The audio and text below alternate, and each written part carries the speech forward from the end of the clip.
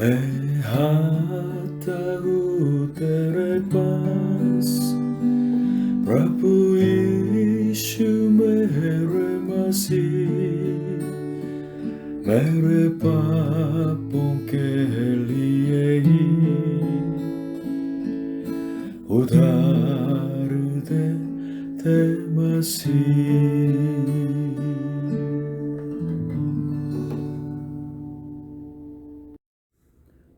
जीवन की राह। हालेलुया। प्रभु यीशु मसीह आप सभी को आशीष दे। हम सब दैनिक जीवन में ठीक ठाक होना चाहते हैं। अगर जीवन ठीक ठाक है तो हम सोचते हैं कि हम सुख हैं, लेकिन मनुष्य जीवन इस तरह सिंपल सा नहीं है, इस तरह बिल्कुल आसानी से नहीं चलता है। हाँ, जो लोग लगातार पाप करते रहते हैं उनके जीवन में तो समस्याएं होती रहती हैं, लेकिन जो भक्ति के साथ रहना चाहते हैं उनके जीवन में भी बहुत समस्याएं हैं। इसलिए जीवन के सुख का अर्थ को सिर्फ ठीक ठाक जीने से पाना चाहते हैं तो अभी तक जीवन के बारे में वे लोग जानते नहीं। आयुब की किताब 5:7 में लिखा है, परंतु जैसे चिंगारियां ऊपर ही ऊपर को उड़ जाती है, वैसे ही मनुष्य कष्ट ही भोगने के लिए उत्पन्न हुआ है। आज के वचन के जो मुख्य पौधों को पढ़ने से पहले हम बाइबल के अंदर आयुब के बारे में, एक व्यक्ति के बारे में थोड़ा सा हम मनन करें। आयुब उस जमाने में, उनके क्षेत्र में तो बहुत ज़्यादा सबसे प्रमुख जो धनी था, और ये परमेश्वर का भय मानने वाले थे, और परमेश्वर आयुब के जीवन से खुश थे। इसलिए उनके बारे में इस तरह व्याख्या है बाइबल के अंदर, आयुब के किताब 1:1 में, उस देश में आयुब नाम एक पुरुष था, वह खरा और सीधा था और परमेश्वर का भय मानता और बुराई से परे रहता था। लेकिन थोड़ी देर बाद जो होने वाले हैं उन बातों को मनुष्य जानते नहीं। आयुब की किताब भी, आयुब के जीवन भी इसके बारे में ठीक से बताते हैं। आयुब की किताब 1 अध्याय और 2 अध्याय, इन 2 अध्यायों के अंदर कुछ बातें लिखी हुई है जिसके बारे में योग जानते नहीं। परमेश्वर और शैतान के बीच में जो बातें हुई थी स्वर्ग में, उसके बारे में लिखा हुआ। शैतान परमेश्वर के सामने आयुब के ऊपर दोष लगा रहा था। इस तरह कहा कि आयुब को बहुत आशीष मिली है, इसलिए वो आपका भय मानता है। लेकिन परमेश्वर जानते थे आयुब के विश्वास बहुत शुद्ध था, इसलिए परमेश्वर ने इस तरह अनुमति दी कि आयुब के जीवन से आशय हटा दी जाए। इसलिए परमेश्वर का भक्त आयुब के जीवन में कष्ट आने लगा। हाँ, इस दुनिया के अंदर मनुष्य के पाप से, अपराध से बहुत बहुत कष्ट होता है, दुख होता है। लेकिन कुछ तो दुख हैं परमेश्वर की धार्मिकता के लिए और परमेश्वर की महिमा के लिए भी होते हैं। प्रभु ईश्वर जब विश्वास करते हैं तो सताव आ जाता है, कुछ लोग शहीद बन जाते हैं, यह भी इस तरह दुख है। पहले जाने कि आयुब के जीवन में कैसा कैसा दुख आ गया, इसके बारे में हम पहले थोड़ा सोचना चाहते हैं, इसके बाद हम आगे चलेंगे। पहले आयुब ने अपनी बड़ी संपत्ति और बच्चों को खो दिया। परमेश्वर ने अनुमति दी थी, इसलिए एक दिन में उनके सारे घरेलू जो जानतों को खो दिया। इस तरह है कि 7,000 बैल बकरियां और 3,000 ऊंटों को और 1,000 बैलों को और 500 गदहियों को खो दिया। अधिकतर जो छीन लिया गया, और जो बैल बकरियां तो आग से जला दिया गया। अगर इन जंतुओं को अगर आजकल के प्राइस से अगर गिनेंगे, हिसाब करेंगे, तो कम से कम इनका प्राइस 190 करोड़ का था। और 10 बच्चों को एक दिन में खो दिया, सब मर गए। अगर एक बच्चे भी मर जाते हैं तो माँ बाप के दिल फट जाता है। लेकिन 10 बच्चों को खो दिया है एक दिन में। और इतने जो गंभीर जो दुख मिल जाता है तो बहुत लोग तो आत्महत्या कर देते हैं। लेकिन अद्भुत की बात है कि इन दुखों में भी आयुब ने परमेश्वर की प्रशंसा की। आयुब के 1 अध्याय 20 से लेकर 22 तक जब इन सारे घटना घटी है तो आयुब ने इस तरह अंगीकार किया है। तब आयुब उठा और भागा फाड़ सिर मुंडाकर भूमि पर गिरा और दंडवत करके कहा, मैं अपनी मां के पेट से नांगा निकला और वही नांगा लौट जाऊंगा। यहोवा ने दिया और यहोवा ही ने लिया, यहोवा का नाम धन्य है। इन सब बातों में भी आयुब ने न तो पाप किया और न परमेश्वर पर मूर्खता से दोष लगाया।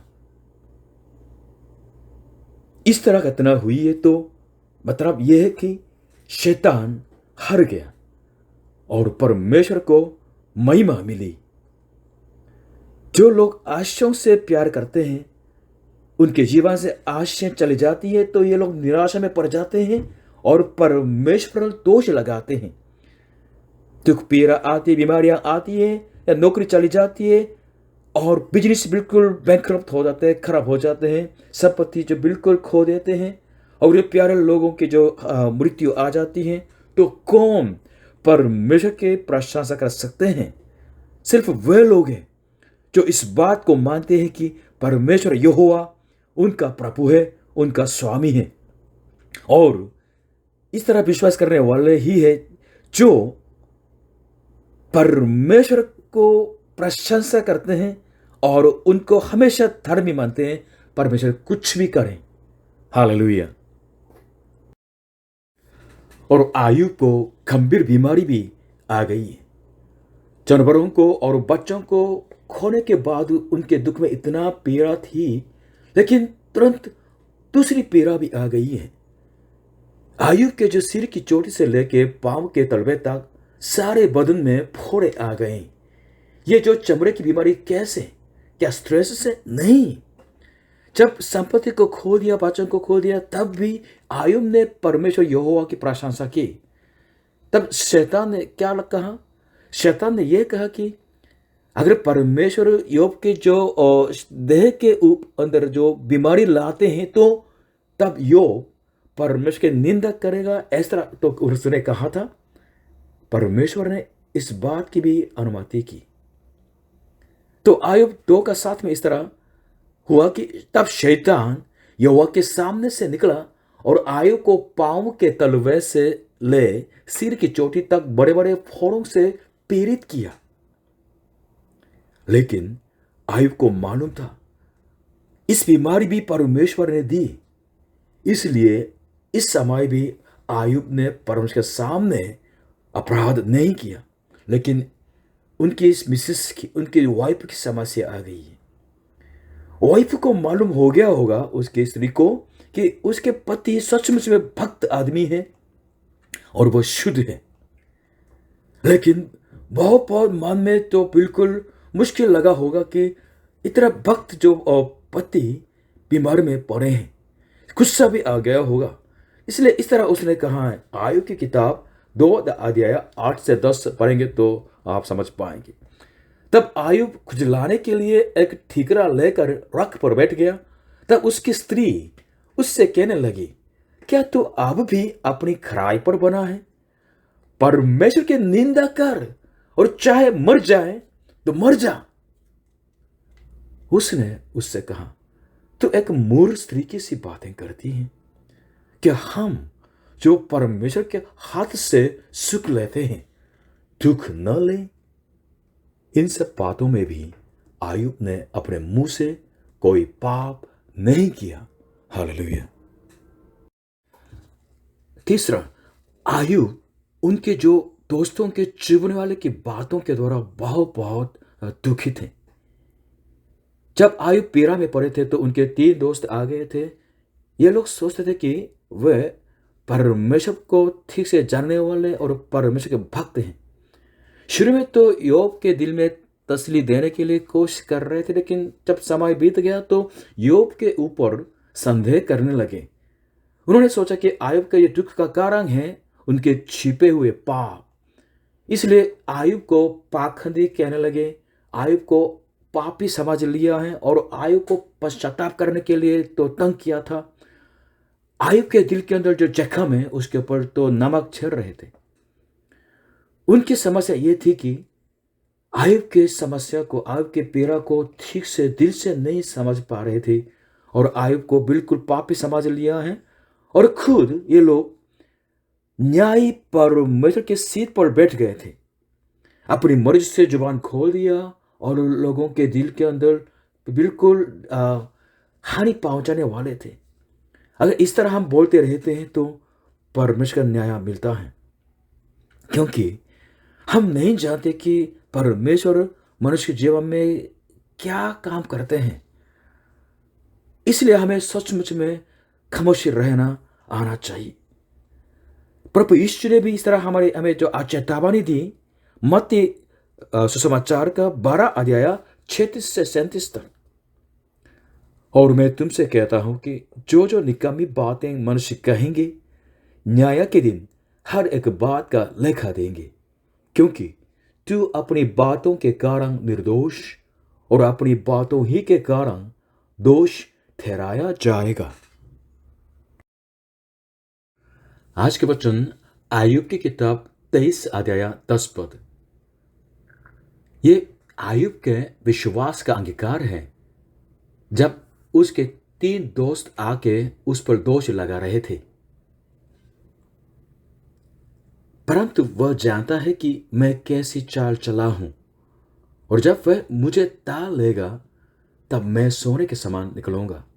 इंग्लिश में job 23:10, but he knows the way that I take. When he has tested me, I will come forth as gold. आज के वचन के पॉइंट 1, परमेश्वर आपकी राह को जानता है।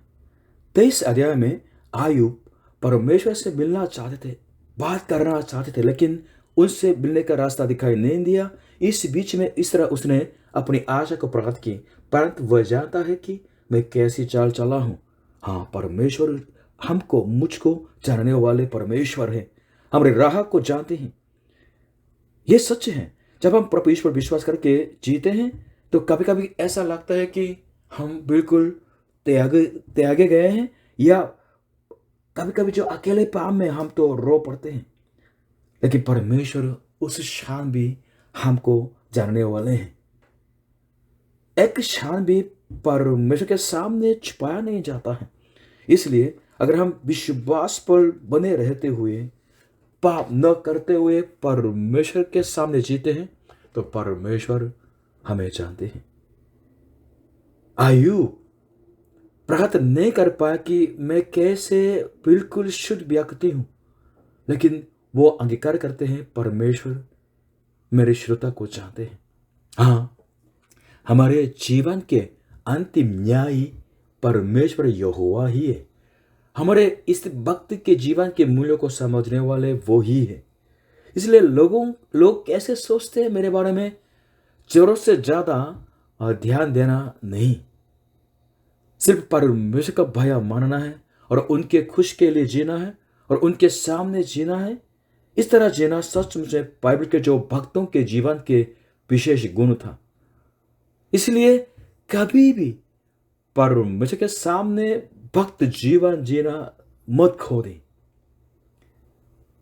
जो आशीषें परमेश्वर ने आपको, मुझको दी हैं, उन आशीषों की वजह से भक्त जीवन मत जिए, वरन परमेश्वर जैसा वो है वैसा ही समझते हुए भक्त जीवन जिए, क्योंकि परमेश्वर हमारे जीवन का, हमारे सब कुछ का प्रभु है। इसलिए उनके अस्तित्व, उनके महिमा के योग्यता के अनुसार भक्त जीवन जिए, उनको ऊंचा करें।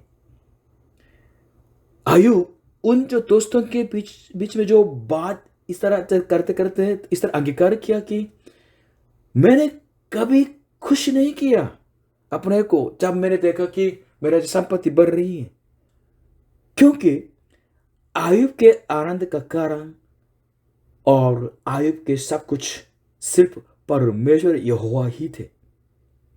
इसलिए जब परमेश्वर ने दिया, उन्होंने उनकी प्रशंसा की, और जब परमेश्वर ने उनसे छीन लिया, ले लिया, तब भी परमेश्वर की प्रशंसा की। हाँ, प्रभु यीशु ने भी यह कहा कि मनुष्य को दिखाने के लिए भक्ति का कार्य मत करें, ये पाखंडी है, ये बिल्कुल व्यर्थ है, कोई भी इनाम नहीं मिलेगा। हमें क्या करना है? हम उस परमेश्वर को दिखाने के लिए भक्ति जीवन जीना है जो गुप्त में देखते हैं। परमेश्वर ही को दिखाने के लिए भक्त जीवन जीना है। अगर मनुष्य लोग आपको नहीं मानते, कोई बात नहीं, सिर्फ हम परमेश्वर ही के सामने जिए, उनके प्रभुत्व पर भरोसा रखते हुए सच्ची भक्ति के जीवन जिए। इस तरह मनुष्य जीवन की राह पर चलेंगे, भक्त जीवन की राह पर चलेंगे, तो परमेश्वर आपको आशीष देंगे। हालेलुया। लोग मेरे बारे में क्या बोलते हैं, क्या सोचते हैं, इस पर जरूरत से ज्यादा ध्यान मत दें, वरन परमेश्वर आपके बारे में क्या सोचते हैं, आपका न्याय करने वाले परमेश्वर के सामने डरते हुए, भय रखते हुए जीना है। बाइबल स्पष्ट कहते हैं कि परमेश्वर ही न्यायी है। भजन संहिता 96:13 में लिखा है, वह पृथ्वी का न्याय करने को आने वाला है। वह धार्मिकता से जगत का और सच्चाई से देश देश के लोगों का न्याय करेगा। और बाइबल कहते हैं कि परमेश्वर और प्रभु यीशु ही मुक्तिदाता है और न्यायी है। बाइबल की अंतिम किताब है प्रकाशित वाक्य, वो मनुष्य के इतिहास के अंतिम सीन के बारे में दिखाते हैं। प्रकाशित वाक्य 20 अध्याय 11 से 12 और 15 पद इस तरह लिखा है, सुनिएगा। अंतिम न्याय के बारे में है। फिर मैंने एक बड़ा श्वेत सिंहासन और उसको जो उस पर बैठा हुआ है देखा, जिसके सामने से पृथ्वी और आकाश भाग गए और उनके लिए जगह न मिली। फिर मैंने छोटे बड़े सब मरे हुओं को सिंहासन के सामने खड़े हुए देखा, और पुस्तकें खोली गईं, और फिर एक और पुस्तक खोली गई, अर्थात जीवन की पुस्तक। और जैसे उन पुस्तकों में लिखा हुआ था, उनके कामों के अनुसार मरे हुओं का न्याय किया गया। और जिस किसी का नाम जीवन की पुस्तक में लिखा हुआ न मिला, वह आग की झील में डाला गया। इन वचनों से हमें स्पष्ट मालूम हो जाता है कि मनुष्य का न्याय उनके कामों के अनुसार किया जाता है।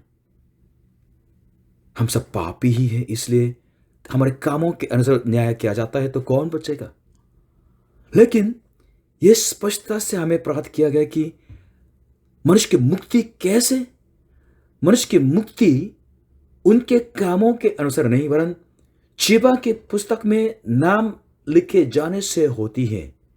मनुष्य की मुक्ति जीवन की पुस्तक में नाम लिखे जाने से होती है। इसका मतलब क्या है? मतलब यह है कि प्रभु यीशु पर विश्वास करने से, प्रभु यीशु के लहू के द्वारा पाप क्षमा पाने से, परमेश्वर के संतान हो जाने से मुक्ति मिल जाती है, जीवन की पुस्तक में नाम लिखे जाते हैं। हालेलुया। यूहन्ना 5:24 में इस तरह प्रभु यीशु ने कहा था कि सुनिएगा, मैं तुमसे सच सच कहता हूं, जो मेरा वचन सुनकर मेरे भेजने वाले की प्रतीति करता है, अनंत जीवन उसका है, और उस पर दंड की आज्ञा नहीं होती, परंतु वह मृत्यु से पार होकर जीवन में प्रवेश कर चुका है। Believe in Jesus Christ and you will be saved. Hallelujah. आज के वचन का पॉइंट 2, आशा मत छोड़ें। लिखा है कि और जब वह मुझे ता लेगा।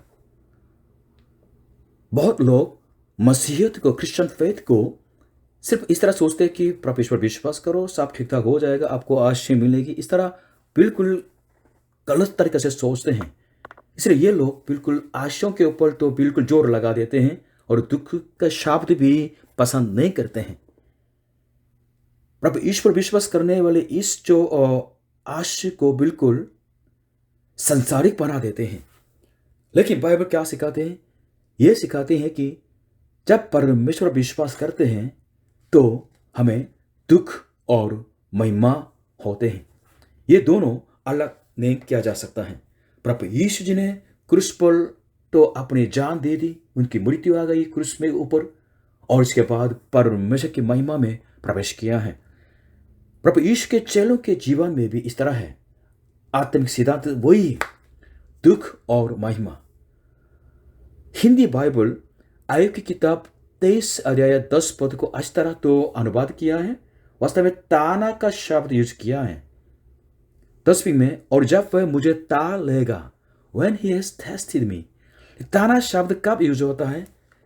जब हम पहाड़ में से कहीं जो सोने का पत्थर तो पाते हैं, तो सोना और पत्थर दोनों मिला हुआ है ना, इसको भट्टी में रखते हैं, डालते हैं, और तेज आग से जब पिघल जाते हैं जो गलत चीजें, तो सिर्फ शुद्ध सोने मिल जाता है। तब यूज करते हैं ताना का शब्द। हाँ, जो भक्त जीवन जीते हैं उनके जीवन सिर्फ आराम ही आराम होगा? नहीं, उनके जीवन में बहुत दुख होता है। दूसरा तीमुथियुस 3 अध्याय 12 में इस तरह लिखा है, पर जितने मसीह यीशु में भक्ति के साथ जीवन बिताना चाहते हैं वे सब सताए जाएंगे। और बाइबल भजन संहिता 34 अध्याय 19 में भी इस तरह लिखा है, धर्मी पर बहुत सी विपत्तियां पड़ती तो हैं, परंतु यहोवा उसको उन सब से मुक्त करता है। आयुब के जीवन से हम सीखते हैं, धर्मी व्यक्ति या भक्त व्यक्ति जो प्रभु पर विश्वास रखते हैं, उनके जीवन में जो दुख होता है, जो पीड़ा होती है, उनके पर्सनल नहीं, उनके जो पीड़ा में परमेश्वर की महिमा लगी हुई है। अगर विश्वास से भक्ति के साथ सचमुच में धीरज धारते हैं तो परमेश्वर को महिमा मिलती है। एक उदाहरण है, पहले शताब्दी के जो कलीसिया, यरूशलेम कलीसिया के अंदर एक जो दीखन था स्टेफन, तो बिल्कुल कट्टरपंथ के जो लोग, यहूदी लोग, उसको पथराव कर रहे थे, उसको मार डाल रहे थे। उनके मरने के टाइम में यह सीन दिखाया गया कि दर्शन दिखाया गया कि प्रभु यीशु जो स्वर्ग में है वो खड़े हो गए। उनके दास अब मर रहे हैं और उनके प्रभु स्वर्ग में खड़े होके उसको देख रहे हैं और प्रसन्न कर रहे हैं। अपने दास की मृत्यु को, शहीद की मृत्यु को सचमुच में कीमती समझने वाले प्रभु यीशु के बारे में लिखा है। जब हम प्रभु यीशु पर विश्वास करते हैं तो पाप क्षमा पाते हैं, परमेश्वर के संतान बन जाते हैं, हम शांति पाते हैं, अनंत जीवन पाते हैं, और परमेश्वर सदा के लिए हमारे संग संग चलते हैं। लेकिन साथ साथ बहुत दुख भी मिल जाता है। इसलिए विश्वास की राह न केवल महिमा की राह है, परंतु क्रूस की राह भी है। जैसे आयुब ने कहा था, वैसे ही मनुष्य जीवन में बहुत बहुत ताने जाने के जो घटना होती है। जब हम इस तरह दुख में तो पड़ते हैं तो धीरज धरते हैं। जब धीरज धरते हैं तो मन में आशा उत्पन्न होती है। इस आशा से हम बिल्कुल निराशा न होते हुए जीवन की राह पर चल सकते हैं।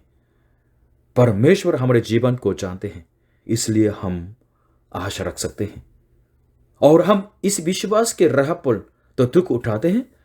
उन दुखों के द्वारा हम धीरजवान बन जाते हैं और हमारे जो चरित्र और परिपक्व हो जाते हैं, और वास्तव में हम और परमेश्वर के निकटता में चलते हैं और हम सचमुच में इसी आशा में रह सकते हैं।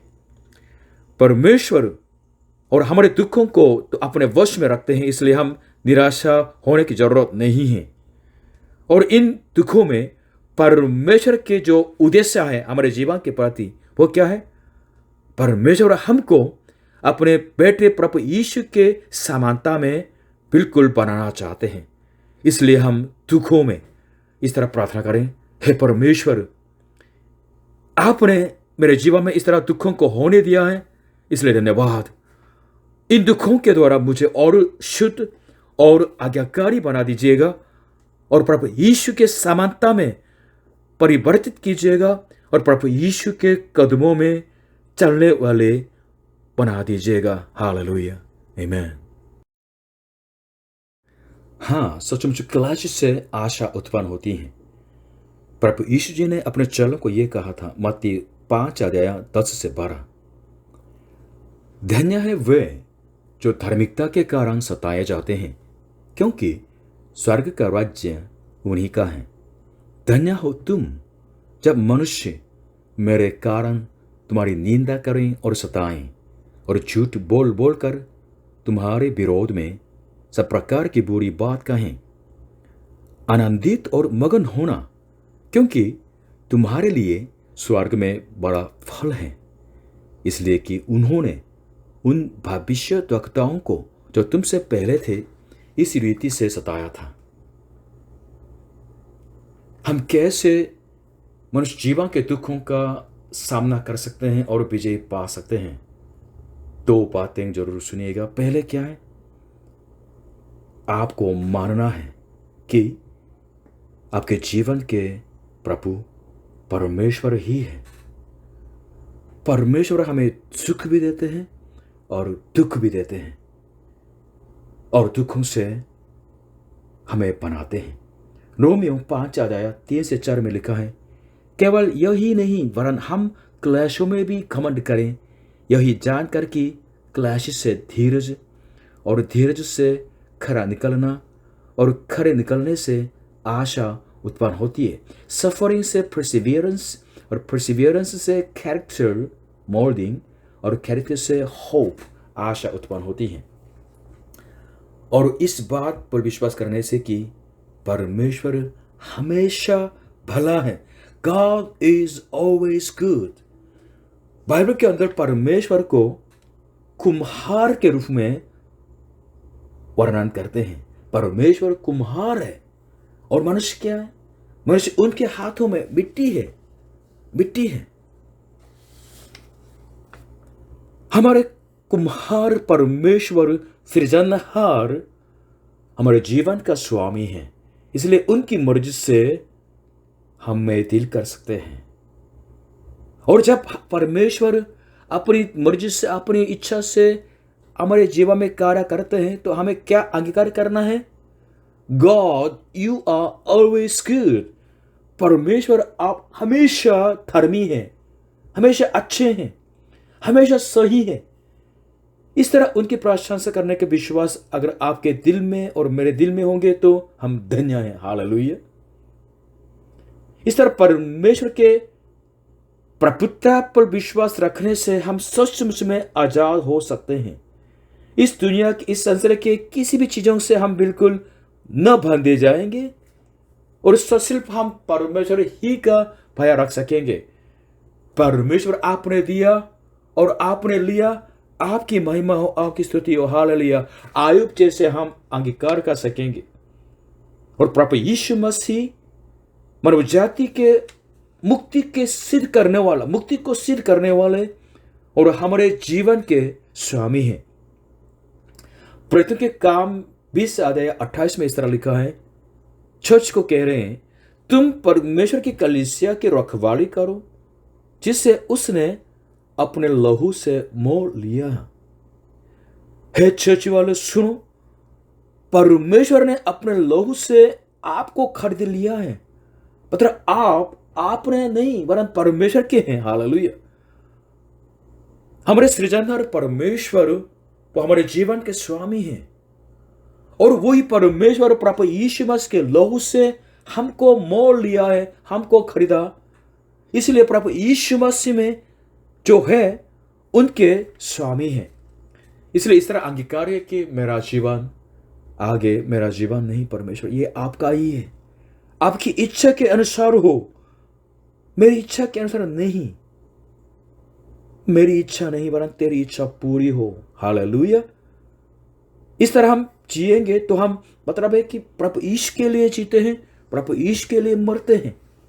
इसलिए रोमियो 14:8 में लिखा है, क्योंकि यदि हम जीवित हैं तो प्रभु के लिए जीवित हैं और यदि हम मरते हैं तो प्रभु के लिए मरते हैं। सो हम जिए या मरे, हम प्रभु यीशु मसीह ही के हैं। हालेलुया। प्रभु यीशु पर विश्वास करें। तो परमेश्वर आपको मनुष्य जीवन के दुखों में भी आपके जीवन के अंदर तो धीरज को उत्पन्न करेंगे और उस धीरज से सर की आशा की तरफ ले चलेंगे। हालेलुया, आमीन। पॉइंट 3, महिमामय जीवन की आशा में रही। 23:10 में इसराइल अंत में लिखा कि तब मैं सोने के समान निकलूंगा। आयुब को मालूम नहीं था कि क्यों उनको इस तरह दुख हो रहा है, उसका कारण मालूम नहीं था। आयुब को सिर्फ ये मालूम था कि परमेश्वर यहोवा मेरे जीवन की राह को जानता है और वो मेरे जीवन के स्वामी है और वो विश्वास योग्य है और मेरे को त्यागने वाला नहीं, बस यहां तक। इसलिए वो ये कहता है कि अभी मैं तो भट्टी की आग में ताया जाता हूं, लेकिन इस समय के बाद परमेश्वर मेरे को शुद्ध सोना जैसे बना देंगे। इस तरह अंगीकार किया। जैसे आयुब ने अंगीकार किया था, वैसे ही इस दुखी समय के बाद सचमुच में वो सोने के समान निकला। परमेश्वर को और गहराई से जान गया और परमेश्वर की आवाज सुनी और परमेश्वर का दर्शन पाया। इस तरह विश्वास के तुलना नया नियम के अंदर प्रभु यीशु के एक चचेला पतरस ने भी किया है, लेकिन पतरस ने यह कहा कि हमारा विश्वास सोने से भी उत्तम है। पहले पतरस 1:6-7 में इस तरह लिखा है, और इस कारण तुम मगन होते हो, यद्यपि आवश्यक है कि अब कुछ दिन तक नाना प्रकार की परीक्षाओं के कारण उदास हो, और यह इसलिए है कि तुम्हारा परखा हुआ विश्वास जो आग से ताए हुए नाशवान सोने से भी कहीं अधिक बहुमूल्य है, यीशु मसीह के प्रकट होने पर प्रशंसा और महिमा और आदर का कारण ठहरे। तुम्हारा जो विश्वास प्रभु यीशु के आने के समय प्रशंसा और महिमा और आदर का कारण ठहरे। हाँ, विश्वास में हम ताए जाते हैं, लेकिन वास्तव में प्रभु यीशु दूसरी बार आ जाएंगे, हमारी प्रशंसा, हमारी महिमा और हमारा आदर हो जाएंगे। हालेलुया। और प्रभु के जो एक और जो चेला प्रेरित पौलुस ने तो हमारे जो दुखों को आने वाले महिमा से तुलना किए। सुनिएगा, रोमियो 8:18 में लिखा है, क्योंकि मैं समझता हूं कि इस समय के दुख और क्लेश उस महिमा के सामने जो हम पर प्रकट होने वाली है कुछ भी नहीं है। हालेलुया। इंग्लिश में, I consider that our present sufferings are not worth comparing with the glory that will be revealed in us. Hallelujah. और हमें पुनरुत्थान की आशा भी है, फिर से जी उठने की आशा भी है। पहला कुरिन्थियों की 15:14 में लिखा है, और जब यह नाशमान अविनाश को पहन लेगा और यह मरणहार अमरता को पहन लेगा, तब वह वचन जो लिखा है पूरा हो जाएगा कि जय ने मृत्यु को निगल लिया है। अगर हम विश्वास में बने रहेंगे तो हमारा मरणहार शरीर एक दिन अमरता की देह को, महिमा के देह को, न मरने वाली देह को पहन लेंगे। परमेश्वर ऐसा ही करेंगे। Hallelujah, hallelujah. शानदार जीवन परमेश्वर फिर से देते हैं। इस तरह धार्मिकता के लिए दुख उठाने वाले आयुब को परमेश्वर ने मनुष्य के बीच में ऊंचा कर दिया। फिर से परमेश्वर ने उसको फिर से 10 बच्चों को दे दिया है, 7 बेटे और 3 बेटियों को दिया। उनके बेटियां बहुत बहुत सुंदर थीं और पहले से ज़्यादा तो संपत्ति भी फिर से दे दिए हैं, और उनको छोड़ के चले गए थे। उन दोस्तों को, पड़ोसी को फिर से बुलाया है, मेल मिलाप हो गया है, और सचमुच में ये पक्का कर दिया कि आयु परमेश्वर का भाया मरने वाला था, और परमेश्वर ने उसको दीर्घायु भी दिया है, 140 तक जीवन जिया है। और जिस रास्ते पर, जिस भक्ति की राह पर वो चलता था, यानी परमेश्वर के भय मानने की राह पर वो चलता था। ये सच्ची जो राह थी, सबको पता चल गया है। जिंदगी भर परमेश्वर को खुश करने वाले विश्वास जीवन जिया है, वो सचमुच में व्यर्थ नहीं निकला है। आयुब के दुख के अंत में उसने परमेश्वर की आवाज सुनी और उसने परमेश्वर का दर्शन पाया और उसको यह पता चला कि अब भक्ति जीवन तो जीना है, लेकिन फिर भी अपने भक्ति पर भरोसा नहीं रखनी है। अपने भक्ति पर भरोसा नहीं रखना है, वरन मनुष्य पर दया करने वाले परमेश्वर के दया पर भरोसा रखना है। इस सत्य को जान लिया है और अपने इस दुख के जीवन के द्वारा आयुब ने देखा कि परमेश्वर जीवित है और उसकी बात को सुनते हैं और सचमुच में परमेश्वर उनके संग संग है। हालेलुया। आयुब के यहोवा परमेश्वर प्रभु यीशु पर विश्वास करने वाले के लिए तो परमेश्वर बन जाते हैं। जैसे परमेश्वर ने आयुब के शुद्ध विश्वास पर इतनी आश दी है, वैसे ही प्रभु यीशु पर विश्वास करने वालों को परमेश्वर आशीष देना चाहते हैं। उनके जीवन को भी शानदार बनाना चाहते हैं।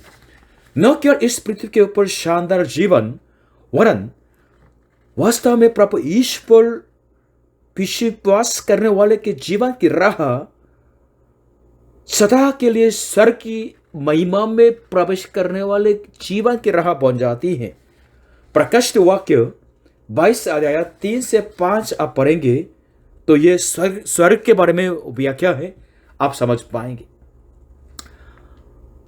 सदा के लिए हम परमेश्वर के संग रहेंगे अगर प्रभु यीशु पर विश्वास करेंगे महिमा में, और फिर श्राप न होगा और परमेश्वर और मेमने का सिंहासन उस नगर में होगा और उसके दास उसकी सेवा करेंगे और उसका मुंह देखेंगे और उसका नाम उनके माथों पर लिखा हुआ होगा और फिर रात न होगी और उन्हें दीपक और सूर्य के उजाले का प्रयोजन न होगा, क्योंकि प्रभु परमेश्वर उन्हें उजाला देगा और वे युगानुयुग राज्य करेंगे।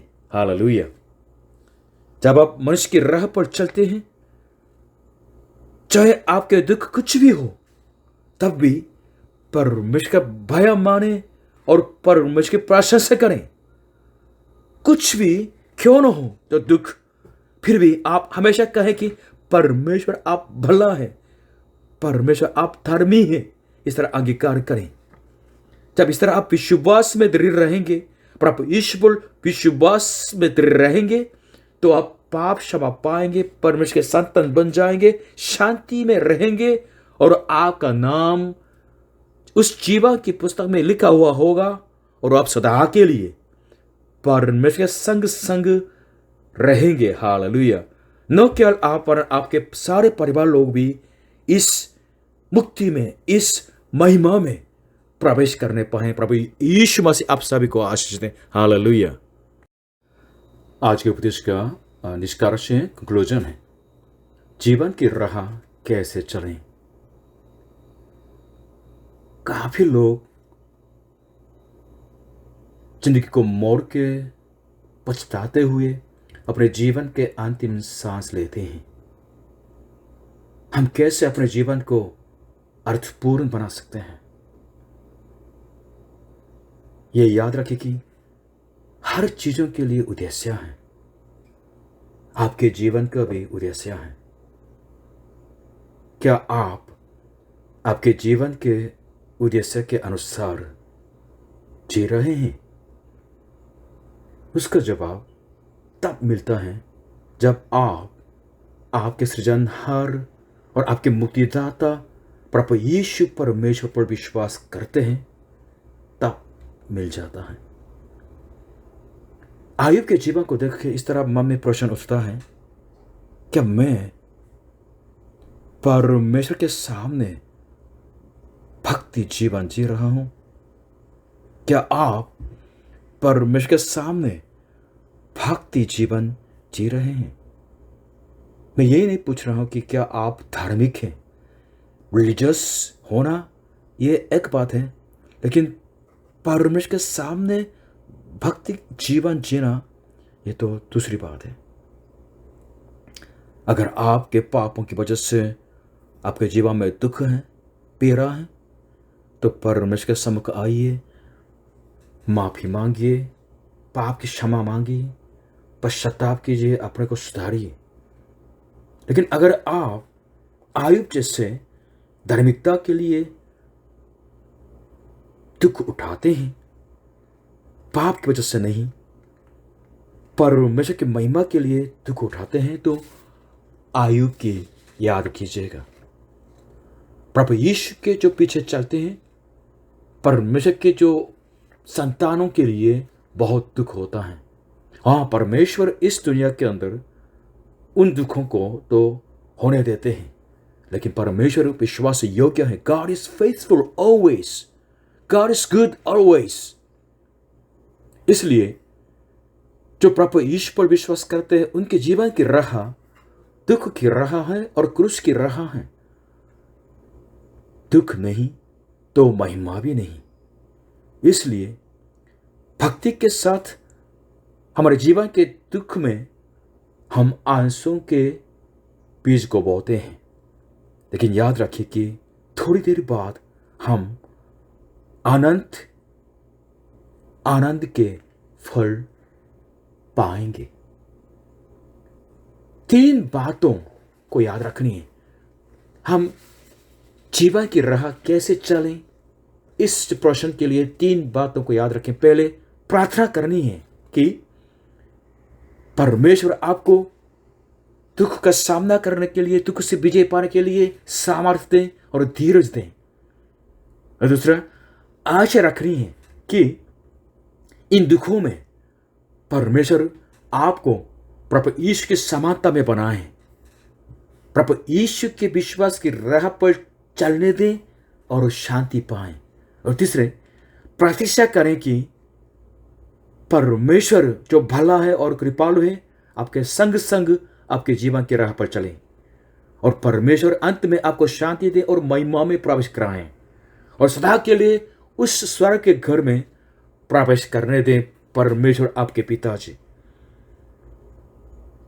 परमेश्वर आपके जीवन के राह को, मेरे जीवन के राह को सचमुच में आशीष करें, इस तरह की उस जीवन के अंदर परमेश्वर स्वामी बने और परमेश्वर अपनी भलाई को प्रकट करे और आप अपने जीवन की राह पर अपने सृजनहार परमेश्वर को, बुद्धिदाता को पाएं, यानी प्रभु यीशु को पाएं और उनके संग संग सदा के लिए चलें। इस तरह परमेश्वर आपके जीवन को आशीष करे। हाँ, जैसे जो भजन संहिता 126:5 में लिखा है, जो अंश बहाते हुए बोते हैं, वे जय जयकार करते हुए लबने पाएंगे। हालेलुया। हाँ, परमेश्वर की महिमा के लिए और उनकी धार्मिकता के लिए आप दुख उठाते हैं, लेकिन कोई बात नहीं, थोड़ी देर बाद आप सचमुच में जय जयकार करते हुए लौटने पाएंगे। परमेश्वर आपके जीवन को इस तरह आशीष करें। हालेलुया। प्रभु यीशु मसीह आप सभी को आशीष करें, आपके परिवारजनों को, आपके देश को भी आशीष करें। हालेलुया। आमीन।